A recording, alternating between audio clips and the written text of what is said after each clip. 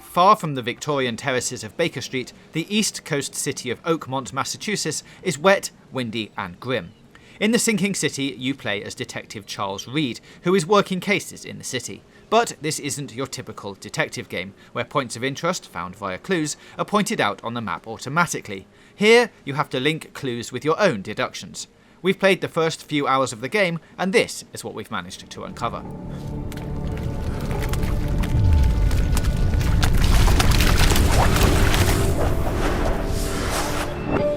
During the First World War, Reed was in the Navy, and he's still seemingly haunted by visions of something unfathomable he saw while serving. Upon arriving at the city harbour, your first job is to chat to the locals and try and hunt down someone who can tell you more about these visions. That man is Robert Throgmorton, head of one of the city's grand families.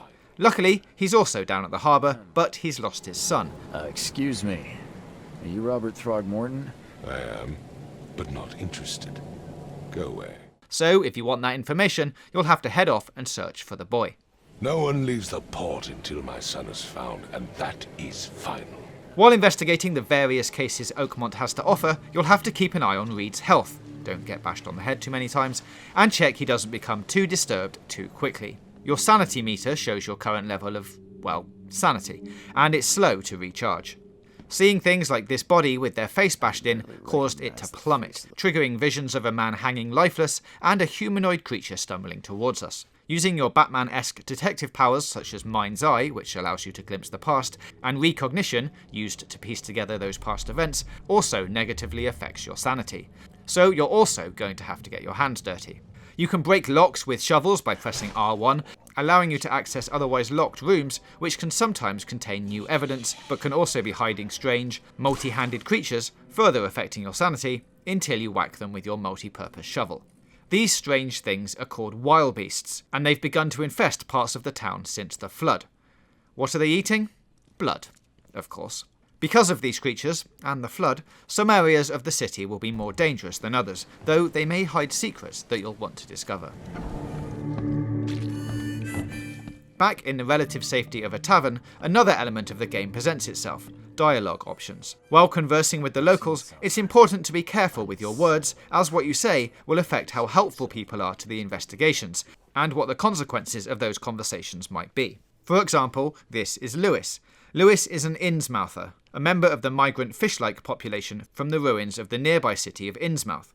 Lewis found Throgmorton's son's body, but says he can't remember much about it. Here you have to choose whether to turn him into Throgmorton, well aware of his hate towards the Innsmouthers, or let him off and cover up for him. The Sinking City is not a game that will ever simply hand you waypoints. You need to make your own deductions, or sweet-talk the right people into marking the map for you.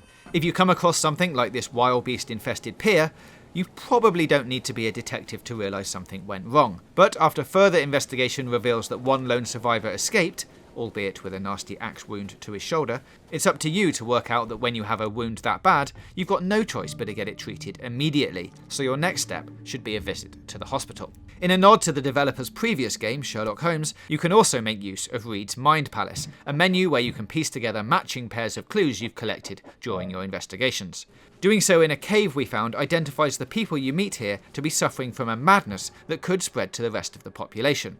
That leaves you with a dilemma. Do we save those trapped down here and risk them spreading the madness into Oakmont, or leave them to die? It seems the main cases in this game will be filled with moral choices like this, which may have an effect on what happens to the sinking city of Oakmont further down the line. So far, so interesting, right? There's a lot more to investigate here, and we'll have more on the sinking city before it's released June 27th. So keep it here on GamesRadar Plus.